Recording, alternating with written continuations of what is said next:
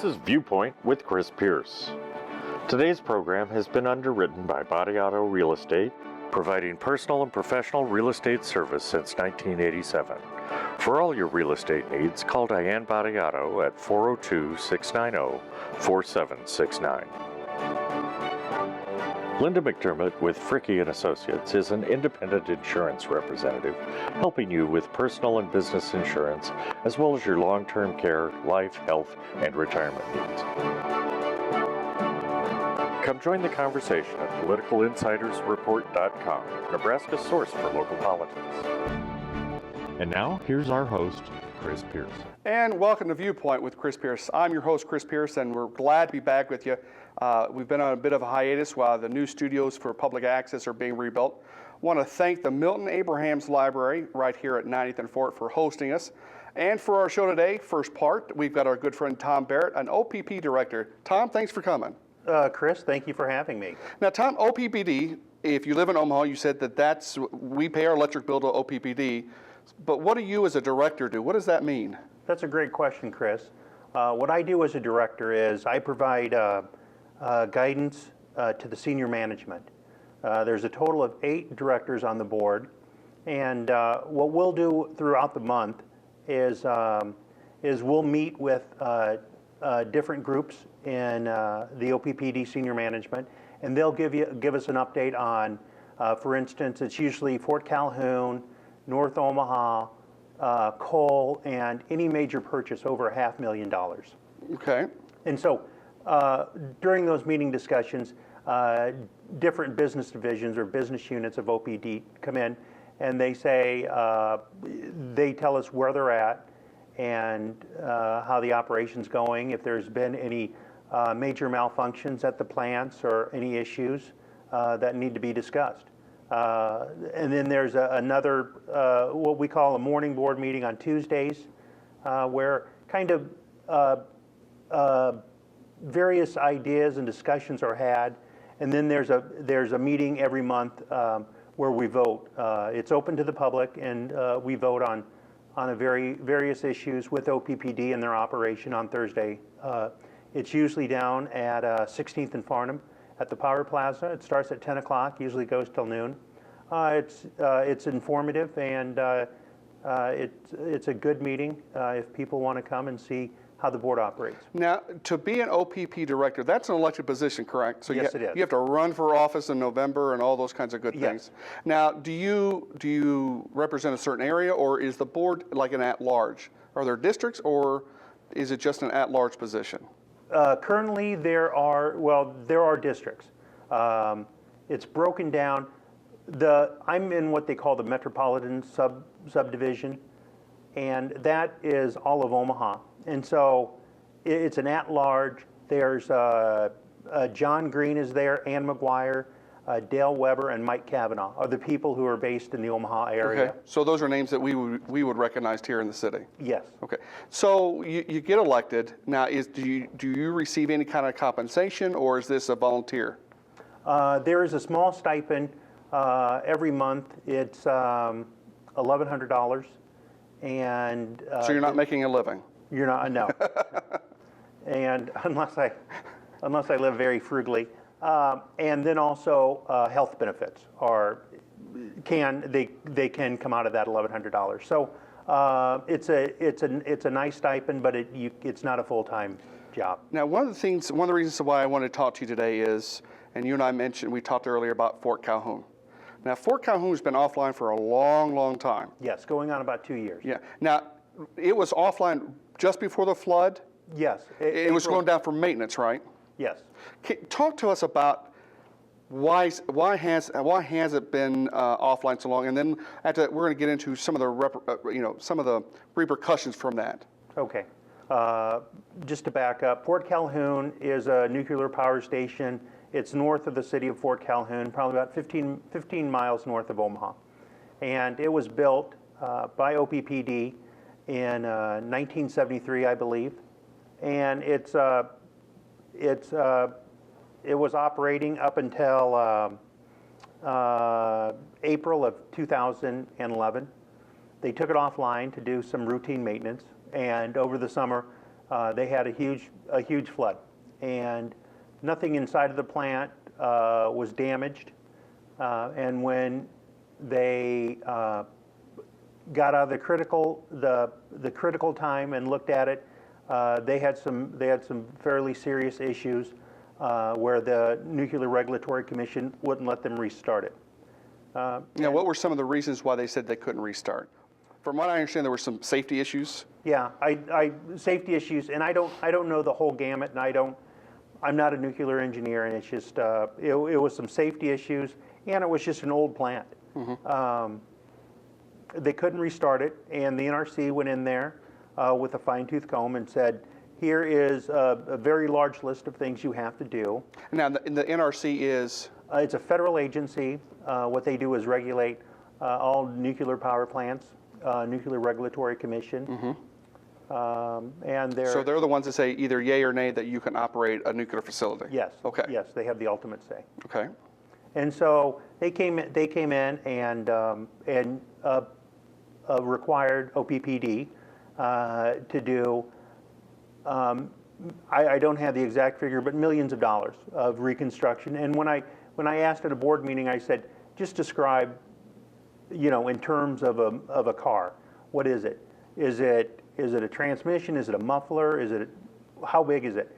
And they described it as they're taking the shell because the NRC won't permit the construction of new nuclear plants. And what they're doing is they're taking everything out and they're building a lot of stuff from new. So when they're finished, they will hopefully have a new operating a much safer plant than what they had 2 years ago. Now, when you say they're basically they're keeping the shell, but they're keeping the shell. Yep. Basically, all the innards are being retooled, replaced, rebuilt. I think for the most part, the critical pieces. There's a lot of piping. There's extreme high pressure, steam that exerts incredible force. There's turbines that spin that make the electricity, and the ultimate, the thing that heats up the water that provides the steam is nuclear reaction. Okay. Well, when we come back, Tom, I want to talk about some of the repercussions that power plant's not been operating. So when we come back, we'll be back with Tom Barrett, OPP Director, right after this. The Midwest Ovarian Cancer Association mission is to support women diagnosed with ovarian cancer, to educate the public about the disease, and to support research. Currently, most women diagnosed with ovarian cancer have advanced disease and require prolonged medical treatment. Our goal at MOCA is to see fewer women diagnosed in advanced stages and to assure all women the availability of support and access to information. Please support these efforts by liking us on Facebook.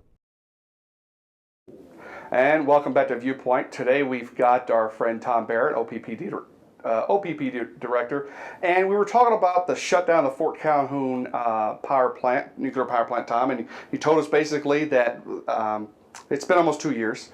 They've kept the shell, they've been replacing and rebuilding the innards. Couple questions just come to mind. I guess the first question I have is, who's paying for all this? And the second question I have is, where are we getting our power if it's offline?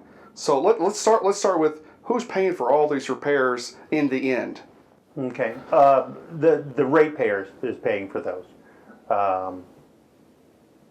and there was a 7% on average increase in December, and part of that was to reflect the cost of the Fort Calhoun reconstruction, but it is the there was some money. There was an insurance proceeds that came from the flood that paid for saving the plant, and a few other proceeds that came from an insurance. So the insurance just paid for basically all the sandbagging so that it wouldn't get flooded out, but didn't really do anything to do any of the repair work. That's correct. Okay. As far as I know. So we're talking about a 7% increase in December. Are we likely to see another increase? I don't know, but I hope not. Now, is that something, while we're on that, is that something that the board decides on or make recommendations to, or is that the senior staff, the management team who says this is what we need? Who approves the hikes in the end? Is that the board of directors or is that management? It would be the board who has the ultimate say. because of the size, the dollar figure, the dollar amount. So it would be the board who would vote on that. Okay. All right. So let's talk about. All right. We haven't had Fort Calhoun, and we being Omaha and the surrounding area, we haven't had that supply. So there's two questions. Where are we getting our electricity from? Because it evidently put a hole in our supply line. And what are we paying for that? Are we paying a premium? Not as big as you think. However, let me address the first question.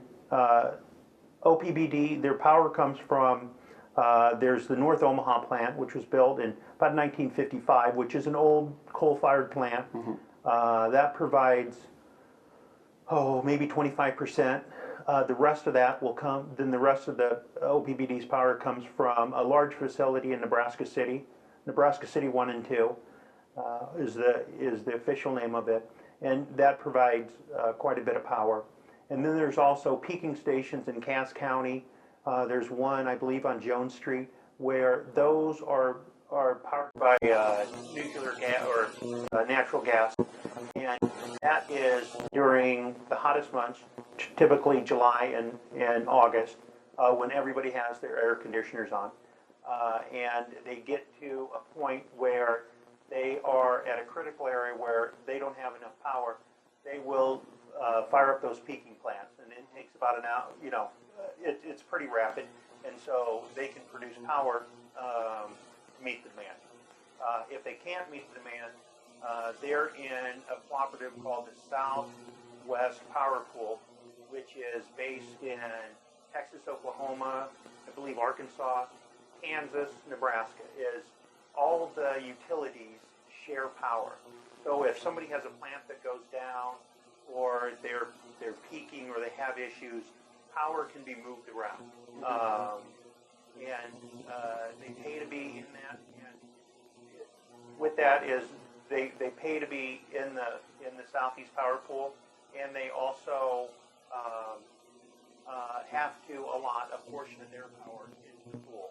So you can draw from it, and you can add to this regional power pool. So it's actually a great thing. So I'm going to assume that we've been pulling more than we've been giving in the last couple of years since Fort Calhoun's been out of commission. I think that's a plausible statement.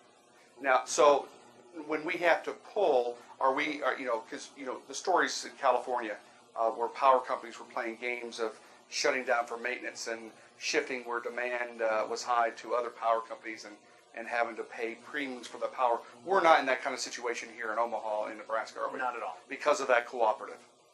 Because of that, and because it's public power. We don't have shareholders and investors and the games that can be played in a private.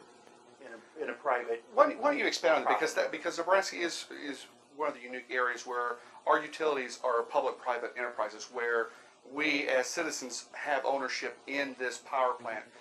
Can you go in a little bit of detail so people can understand that this is our power plant? It's not a private entity that can just do whatever it wants. That's correct. Nebraska is the only state that has all its power is generated by public power, which means the citizens own the company. The largest one is NPPD, which is based out of Columbus and Norfolk, and they do the majority of the state.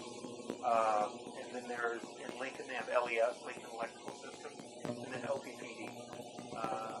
It's a publicly owned utility, which means the ratepayers are the owners, the citizens are the owners, and there's a board of directors that sit. There's 8 people, usually 8 people that sit, and then there's senior management that operates the plant. And the way we exercise our ownership is through the election of the directors. That's correct. Okay, so it's not like if OPPD makes any extra money, I get a little piece of that. I don't profit share. Or is there even profit with our public-private utilities? There is profit, but it goes into a savings fund for. And part of that is paying for Fort Calhoun. Okay. So we talked about another thing we wanted to talk about. You mentioned the North Omaha power plant. It's not a young thing. Are we looking at replacing that in the future? And if so, what is it? Is it a new coal fire, or is it something else?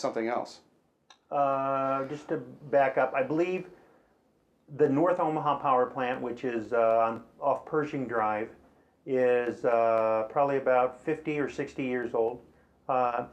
It's all coal-fired, and there hasn't been any official discussion. There's a lot of citizens in the eastern part of the city and all around because it's the level of pollutants that it puts out is so much higher than Nebraska City in comparison, because Nebraska City is a much newer plant, that it is kind of scary to look at those numbers. However, currently they need that plant to provide the amount of power that citizens need. Down the road, there hasn't been any official discussions. My personal belief is I'd like to see it move away from coal and be powered by natural gas, which you can you cut your contaminants by half, and also the EPA, the Environmental Protection Agency, is a federal agency that comes up with fairly stringent and very expensive regulations that North Omaha will have to meet if it continues to burn coal. So if you can get away from that, hopefully it can be a much more of a healthier entity, and it can also be cost savings for the ratepayer. Okay. When we come back, I want to talk about a couple more things. I want to talk about some of the things that the OPP does for some of our citizens and homeowners who have some restrictions on their income, And then also want to talk about the legislature just passed a tax incentive bill for wind power, and maybe some of the effects that OPP can have on that. So when we come back, we'll get back in that conversation with our friend Tom Barrett. My son, the Cub Scout, helped raise money to make camping safer. My son, the Cub Scout, stood up to the school bully. My son, the Cub Scout, volunteers at the homeless shelter. My sons, the Boy Scouts, helped clean up after the devastating flood. My son, the Eagle Scout, helped save a man's life. My sons, the Eagle Scouts, are defending our nation. My son, the Eagle Scout, became a doctor, civil engineer, police chief, wonderful husband and father, state senator. JoinScouting2012.org. And welcome back to Viewpoint with Chris Pierce. I'm your host, Chris Pierce, and today we have our good friend Tom Barrett, an OPPD director. Just want to let everybody know that we are at the Milton Abrahams Branch Library here at 90th and Fort. A great facility. I would encourage everyone to check out your local library. We'll actually have some links in our closing credits to local libraries, but this is a beautiful library, and I would encourage you guys to come. Tom, before we left, we were going to talk about a couple of things. One is we're getting the summer heat months, and like you said, you bring on those extra plants on July, August. But just yesterday it was 92 degrees, and I can only imagine some of our citizens who just sometimes even budget billing doesn't really give them the break they need when it comes to low-income citizens. What kind of programs can you share, or where can people find some resources or some help from OPPD? With a situation for folks that have trouble paying the bill, and these are when the big bills come. There's a level billing system, and also there is, I believe, like an Energy Save, or there's a program where you can contact OPPD. It's on their website, or you could probably call OPPD downtown, and they could direct you into a place if people are. Yeah, I noticed that OPPD, I got something in the mail about regulating my air conditioner, having it kick off more often, and they were willing to do some savings. I didn't do it because I want it cold and I want it whatever my air conditioner. But I know there are some good programs to help people out. The other thing I want to talk to you about is, and you mentioned to it when you were talking about North Omaha coal-fired plant, kind of getting away from those. In Nebraska, is natural gas an alternative for new power plants? Is that a true alternative that we can go to get away from coal-fired plants? I think it's becoming more of a reality. 5 years ago, the cost of natural gas was prohibitive. It was way above coal, and it was higher than nuclear. And prices have been cut significantly where it is feasible to run a large plant on natural gas. However, it has to be retooled and things have to be changed around. But that's a possibility. Also, another one is, you mentioned that there's been new legislation that was signed by the governor.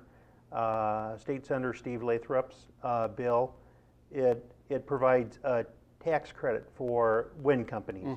I believe it does something that they don't have to pay a sales tax on equipment that they use. So I'm all for that. I'm for anything that gets the ball rolling, because one of the reasons I got into this race was that we have such an incredible wind potential. We're fourth in the nation, and in the amount that we harness, we're 27th or 26th.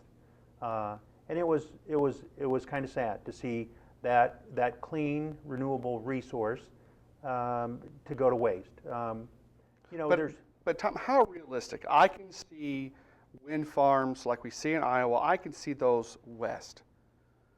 But what is the reality? Is that something that OPPD can take advantage of? Can we see wind farms in the metro area? Can we see them up in Washington County?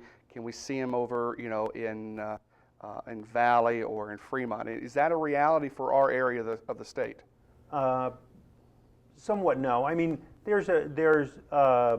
you just can't put them up and then hope for the best. There's science behind it. Is when you have consistent winds, or there's parts of the state that they do a lot better.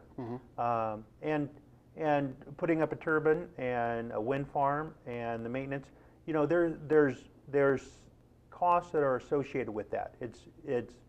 There's nothing free. The only thing free is to shut off your lights, use CFLs, and to weatherize, and that is where you're not using as much power. But I don't know if wind is going to be the end-all be-all. It's going to be a larger component, and I'm just happy that Nebraska is moving forward.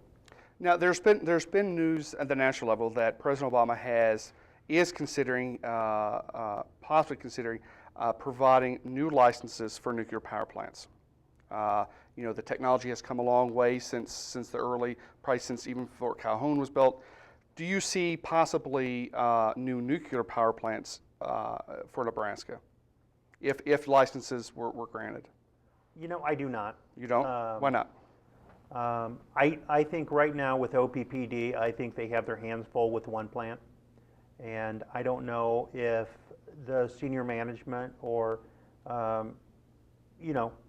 the analysts or the experts say building another one is going to make your operation better, more efficient. I don't know if that's going to happen. I think the hurdles are just too big to put one up.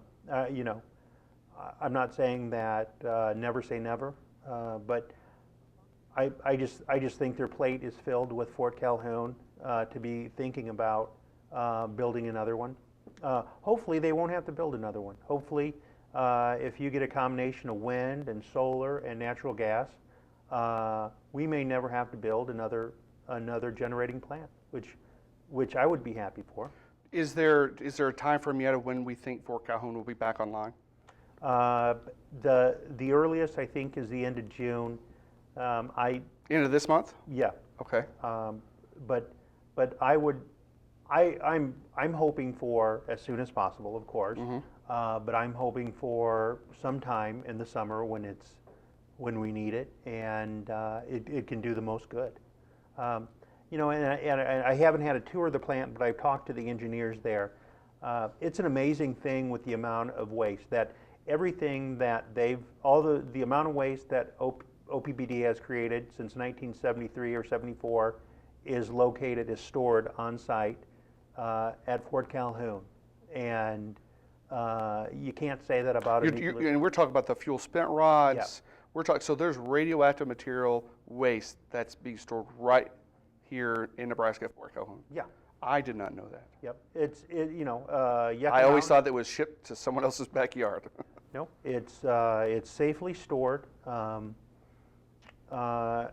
in at the plant. All right.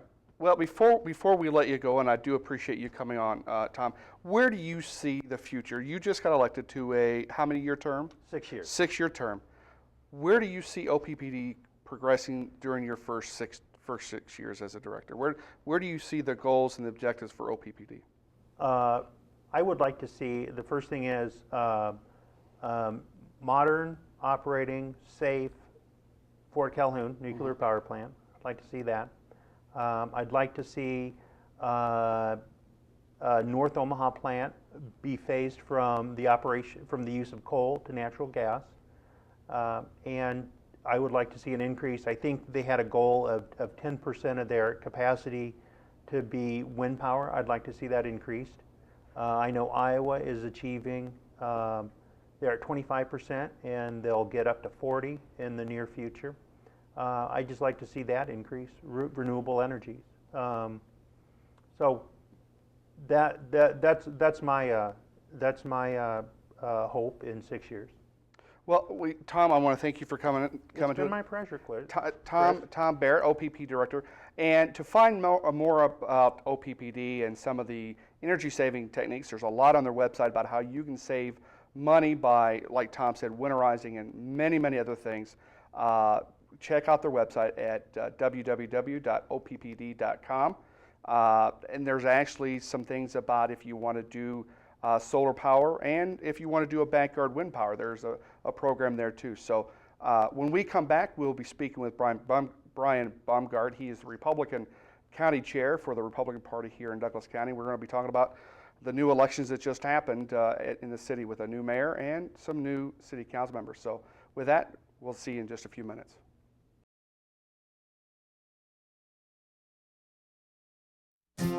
Do you know about 211?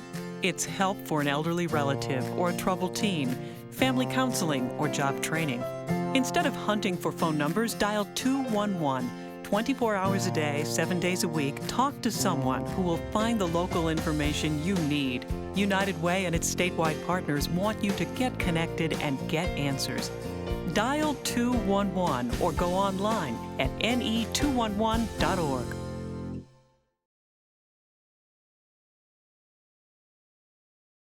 Hey, welcome back to Viewpoint. We had a great conversation with Tom Barrett with OPPD as a director. Right now, we've got Bryan Baumgart. He is the chairman of the Republican Party for Douglas County. He's actually sitting in for our good friend Chris Scott, whose wife had a baby this morning. Congratulations, a baby boy. We're really happy about him. And Bryan, I appreciate you coming in the last minute to save us. Appreciate that. But what I wanted to bring, Chris and I were going to talk about, the Republicans have had a bit of a win streak lately. As a disclaimer, I think everyone knows I used to be the Democratic chair. At one point, I'm not anymore. I've given the reins up. I feel freer now. So let's talk about the most recent one. We now have history's made. First woman mayor of Omaha, Jean Stothert, Republican. You were pretty involved with her campaign, weren't you, during the last election cycle? Well, I was in charge of the Republican Party, Douglas County Republican Party. That's good enough. But she made my job easy. Mm-hmm. She was a good candidate. She's a good leader, and I'm excited about what's to come. Now, she's stepping into a $13 million deficit already. Sounds pretty familiar from 4 years ago when Mayor Suttle took over, and he kind of took over a bad deal. She's not got it as bad. Do you think that's, what do you think she's going to do about that? I mean, she's promised that she's going to, she's not going to raise taxes. She is making cuts. She's already proven that already, especially with her own staff. How is she going to make up $13 million? Well, when you listen to some of her promises, yeah, she wasn't going to make a lot of cuts to the services and things we had, but I think cuts are the only way. That's what it's going to come down to. She has some tough decisions to make. When she stepped in there, I don't think she was quite prepared for the budget deficit to be that big. That was a surprise. think. Now I'm going to use, I'm going to rib you a little bit. I'm going to use the same line that Republicans gave to Jim. He was on the city council. How could he have not have known? So I'm going to use the same question. She was on the city council. How did she not know? Well, did anybody really know? We were told things were going fine, and Mayor Settle wanted another term to keep things rolling in the way, the direction he had them rolling, and it made it sound like everything was fine. She has inherited a tough situation, as he did, and she's got some tough choices to make, and it might not be easy, it might not be popular, but when you find yourself in a situation like that, it's something that has to be done. So she's gone to departments and asked them to look into their budgets, see where cuts can be made. They've held off on hiring new staff, and now I will give her credit. She is, in one of her earlier things that she was going to do is she was going to reduce her own pay. She was going to reduce the pay of her staff, and actually she's going to reduce the number of staffers in the mayor's office. And I'm going to give her credit. She has done that so far. Hopefully, is she going to stick by that, or are we going to see surprise raises down the road? I mean, it seems to happen quite a bit. I don't speak for Jean, but I will say that from the first time I heard Mayor Stothert speak, she really impressed me. She seems like a straight shooter, and when she sets her mind to something, it gets done. And that's been my experience with her, so I expect nothing less. But I guess only time will tell. Where do you think it went wrong with Mayor Settle's campaign? I mean, where do you think, was it ever on the right track? Did it get derailed somewhere? What are your thoughts coming from the Republican side? He had he had a tough time. He really had. I know he's an incumbent, and incumbents usually have an advantage, but I think between the union contracts, which were a big issue, there's a lot of holes for him to dig out from the beginning. And so I think if he was being honest, if you had asked him early in the campaign, I think even he would have said he felt a bit handicapped. So I think, to be honest, I don't think his campaign did him any justice. I really think I think they should have stressed more of the tough decisions that he had to make, and they were unpopular, and give the reasons why he had to make them and what became of that. And I heard more of Mean Gene, and not about what Mayor Settle did for our city. Sure. And that's what I think. I think that there was a lot of chiefs in the kitchen and no one was cooking. Yeah, I think there's some truth to that, and there's things he did do. He had a different philosophy when he went in there, as Democrats often do. He had a mess, and one of the solutions he came up with, we have more taxes, mm-hmm. and I know he was touting the fact that those taxes drug us out of the hole, and we'd be fine now. Mayor Stothart's got a different way to go about mm-hmm. it. She's promised not to raise taxes, and hopefully she'll find a way to. Well, she said, if I remember right, she said she wants to phase out the restaurant tax, she wants to improve services, and she wants to hire more police officers, and which I think are all good things. But then I think one of the things that she just now decided to do is not to hire the new fire academy that's about to be finished. Yeah. Where do you think we're at with that? I think that's a bold step, but I think, does that hurt some of our public safety?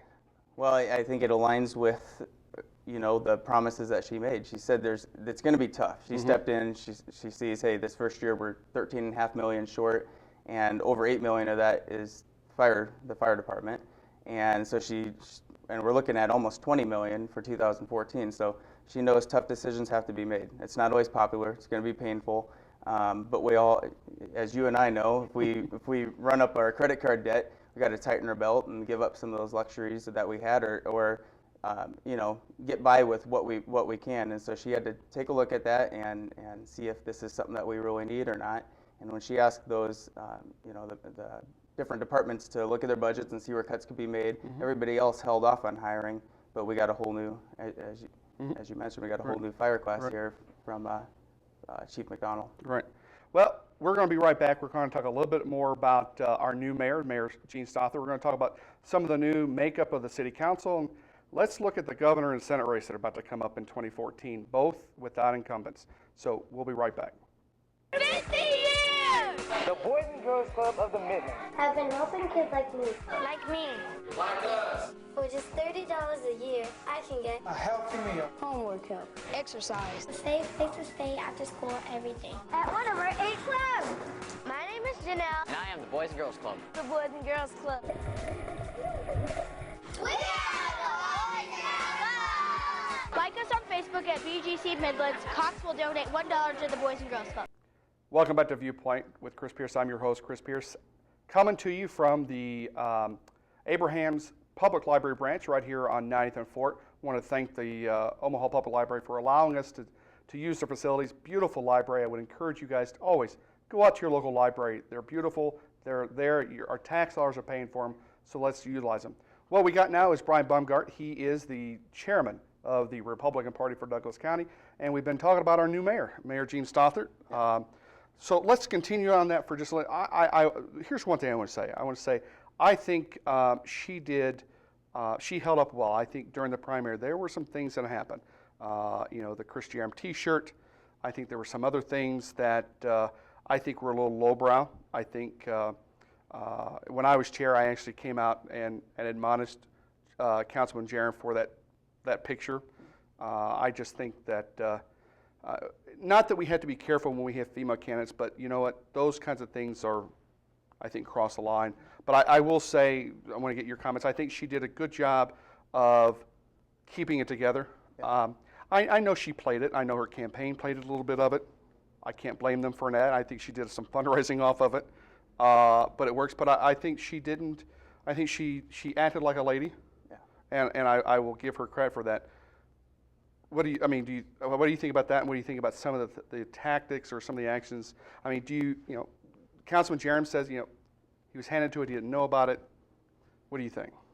Well, where you look at where it happened down at McFly's local firefighter hangout, and I'm sure it was just joking that was going on, and I find it hard to believe you didn't know about it. But I think it speaks to a bigger problem, which I've brought up before. We talked about Mayor Settle being a little handicapped going in because of the union issues, and I really do feel like this election came down to unions and citizens standing up and saying, all right, enough's enough. We respect our firefighters and our policemen, the rank and file, the hard work they do, and I do as well. But there appears to be almost a crony relationship going on. Well, I'm gonna stop you there a little bit, because I think I'm gonna challenge you, because I think a lot of people don't realize that when it comes to fire and police, they cannot draw Social Security. All they have is their pension. That's it. Whereas you probably have a retirement plan with Boys Town. Yeah. Okay, and you contribute to your Social Security. Yes. Not that it'll be there with either when you and I retire, but it should be. Yeah. A lot of people don't realize that for fire and police, one of those options are not there by federal law. So I tend to get a little bit cranky when people just pound on the pension issue, because that is all they have. There isn't anything else. But the other thing is it's kind of difficult for me to come down against any union because any contract has to be agreed by both sides. Yeah. Fire and police cannot strike. So there's that one thing that many other unions do have. Teachers have it.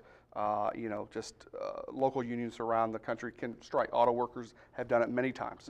Mm-hmm. But they don't have that ability. So they're kind of handicapped. But how can we blame them for a contract that someone else also agreed to? To me, the concern is the people sitting across from the table. Our elected official, we're the taxpayers. Mm-hmm. And the only people we got on our side at the bargaining table are our elected officials, and it's important that we're electing them and putting them in there to represent us fairly. But the influence that the unions have had on who is elected and who's representing us on that side of the table, and cutting these deals it's too much of an influence. But wouldn't you agree corporate America has the same, if not more, influence when it comes to elections? I mean, because influence, as you and I can both agree, is money. Yeah. Influence is money. And until recently, the unions were restricted in the amounts and kinds of money. Now they're not, but corporations have really never been restricted because of 527s. So are we now at a level playing field, although unions are probably never going to have the kind of capital and money that major corporations do and lobbying firms and things like that, but do you think do you think now there's a more level playing field and not everyone's liking that? Where the taxpayers aren't paying the pensions for the private unions or the corporations, so there's a big difference there. If I buy their products, I think the other argument that I really and I think Tom Beck, I consider him a friend. I mean, we get along pretty well, but he made the point where it's not right that the unions, the firemen are using our tax dollars to pay the union because they contribute through their salary. Right. Well, that happens no matter where you're at. Yes, and you also. I think the argument that they're using taxpayers' dollars to do political work is a fair argument. Right. Well, it comes down to the influence too, Chris. It's been decades since our mayoral candidate in Omaha has won without union support. I mean, that's okay. Now it's done, so we can't say that anymore. No, she broke that. She did, and that's not an easy hurdle. No, but that's why I said I think this election really came down to finally the taxpayers saying, all right, enough's enough. We're buried. We need, something needs to change. We need to have somebody. So is that? Do you really think that the issue was the union? The unions were the issue for this election? I think it was one of the biggest issues. So really, it wasn't about the restaurant tax. It wasn't about property tax hikes. The first 2 years, it really came down to the unions. Not only, but I do think the union was a big part of it. Okay. Yeah. Well, let's not focus on Jean the entire show. Hopefully she'll come on the show. I'd love to have her and the new leadership, because let's talk about the new leadership of the council. Councilman Festerson's the new president, Ben Gray's vice president. Have two new Republicans, Rich Pauls, who is a former state senator, and Amy Melton. Do you know Amy at all? Yeah, actually, Amy served on the executive committee of the Douglas County Republican Party with me for a couple years, and then she decided to step down when she decided to run for office. Okay. I'm really excited for Amy. I think she's got a bright future. She's going to make a wonderful councilwoman, and so yeah, I mean, I couldn't have been happier. I was pulling for her 100%, obviously. Is that because Tim Lonergan, also a Republican, was supported by unions? Well, maybe. He could. I like Tim Lonergan. He and I have been friends for many years. So. And I do want to say I met with Tim and I've had sit-downs with Tim, and he is a great guy. Great guy. I actually have nothing against him personally. I think a lot of the party was just concerned with almost 100% of his donations coming from the unions. But I will say this: I respect his answer. When he was asked about that, he says they offered it, I took it. Yeah. I mean, if someone's going to offer it, and it's funds that I need to get myself elected, because I think I can do. He didn't beat around the bush. No. He really didn't, and I would commend him on that one. So Franklin Thompson. I like Franklin. I do. He actually likes our show, which is great. But he doesn't seem to get much love from the Republican Party. Why is that? Doesn't get much love defined. Well, he and I have talked. He's been wanting to be council president for a long time. Yeah. And he never has been. And this is his fourth term. Well, I would love for him to have been council president, and Franklin knows I'm there to support him. I have supported him. I admire him. I was behind him 100% through this campaign. I communicated with him, asked him, how we could help him, and I was there to help him any way we could. As far as love for Councilman Thompson, he had an easy race. I think he had a really pretty easy race. He is probably one of the best constituent responders I've seen across the country. Yeah. I've heard stories where people in his district were surprised that he called me. The councilman called me personally on an issue, and I think that's really been probably key to his success in his district. So, and he represents Regency. Thompson Woods. He not really, being an African American, you wouldn't think, but he has huge support in those areas because he does constituency relations very, very well. So, When we come back, I'll let you finish, but when we come back, I want to finish on Councilman Thompson, talk a little bit about the future of where the council will be, because in Omaha, we have a strong mayor and a weak council, and I still want to get into the governor and the Senate race in 2014, so we'll be right back. For 45 years, Family Housing Advisory Services has been improving quality of life by helping people achieve housing and financial stability.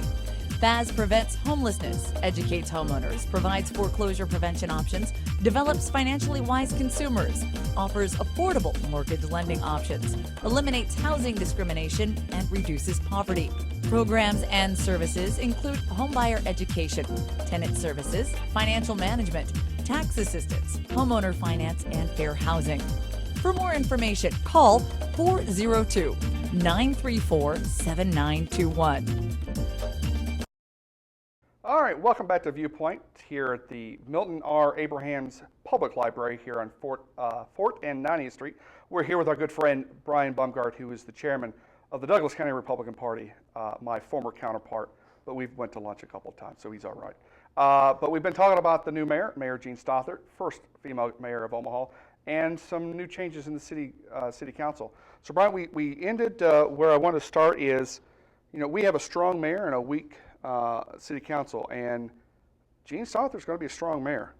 I see a drastic difference between her and Jim Suttle. How do you think that's going to come over with a majority Democrats in the city council? Well, and Democrats in the leadership positions on the city council. Mm-hmm. Well, there's a lot of work to be done, and I have respect for them. So I hope that tone she sets, they'll be able to work with her. She's like I said, everything she's promised so far that I've heard her promise, she's come through on. So I expect nothing less. Well, except for the car. She says she's going to drive her own car. Yeah. I think we all knew that wasn't going to happen. Those of us, I guess, it's interesting because, those of us in politics understand it, but we think deeper than the average person. We kind of knew it wasn't going to be that way. Well, I can believe she took heat for that one because they said, you're not getting work done while you're driving, so you're ripping us out of work. So, It's a 24-hour day job. Yeah, exactly. So do you think she's going to have a hard time, or do you think she's going to be able to get done what she wants to do? She is strong-willed and seems to find a way, but that remains to be seen. She's got Democrat leadership on the council that she's got to work with, and if they're there to... Well, we had Democrat leadership before. Yeah. I think it was the first 2 years of Mayor Suttle's administration, and really, it was pretty contentious even then against the mayor. Right. From within his own party. Right. So, well, we'll see if they can buy into her philosophy and her strategies, and have some belief in that vision and want to be part of it and make it happen. Then I think things will happen. I was at the city council meeting Tuesday, first one, and I noticed something, and I happened to mention somebody didn't quite notice it. If you look at the current department directors, the city council, there's only one female. I guess I expected different. Are who we see up on the dais for department heads, is that final, or do you think there's going to be some more movement? I don't. Your guess is as good as mine. I don't know on that one. Okay, my guess is yes. It's going to change. Having one female there, I think I would sure hope so. I do too. You bring up diversity, and I think it's something that, I'm proud of. You look at 2013, our Republican ticket had quite a bit of diversity, and they were all good candidates, solid candidates. They weren't just names put on a ballot. They're good leaders in the community, and so I'm proud. A lot of times as a Republican, we take heat for being old, rich white men or something, and I'm not rich, and hopefully I'm not old. So okay, I'm old and I'm not rich, so I'm over to 3 here. So let's transition. We've got some hot potatoes coming up in 2014. We have an open governor's race. We have an open U.S. Senate race. First of all, why do you have any idea why Senator Johanns decided to only serve one term? I don't have any idea. I mean, and I just say he didn't fulfill his governor's term. He didn't fulfill his Secretary of Agriculture, and he's only doing one term. He's sort of checked out, in my opinion, of course. It just seems to be a trend. Well, I don't want to put words in his mouth. You'd have to ask him. But I will say, if I was in his shoes, probably for the same reason that Governor Heineman turned down, maybe a surefire thing, running for that seat. It's got to be frustrating to sit in the Senate as a minority and just have nothing done. Okay, well, I'm not going to get into that because I could have some comments about that. But I'm not a Democrat when I'm sitting in this chair. But, all right. But let's focus on the Senate race. Governor Heineman announced. Actually, we thought he was going to announce later, but he made a very quick decision. He was not going to run. I think that surprised a lot. Mike Flood is out, and in fact, he reiterated that the rumors that him getting back in are not true. He is focusing on his wife, which I think is absolutely admirable. I will note though he has not returned any campaign money though. So and I've told people, I said that's if he starts to return money, then he's out for sure. But that money can be used for lots of things. Yeah. You've got Charlie Jansen in for the Republican Party. You have Tom Carlson, who's mentioned it.